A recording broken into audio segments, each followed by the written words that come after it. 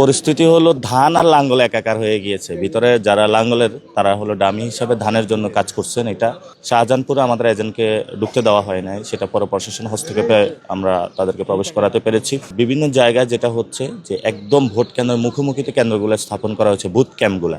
এটা আসলে খুবই একটা আশনীয় সংকেত। তবে ইনশাল্লাহ আমরা জয়ের ব্যাপারে আশাবাদী এবং আল্লাহর উপর ভরসা।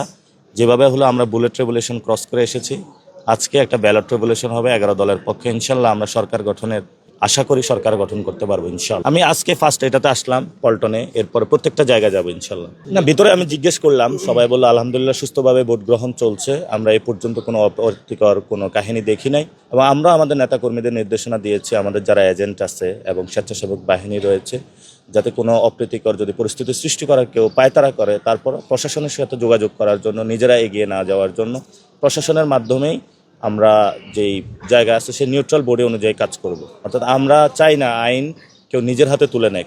এখানে যেহেতু আইন শৃঙ্খলা বাহিনী আছে, তারাই প্রশাসনের সব কিছু হ্যান্ডেল করুক। আমরা আশা করব যে সরকার একটি সুষ্ঠু নির্বাচন আমাদেরকে উপহার দিবে।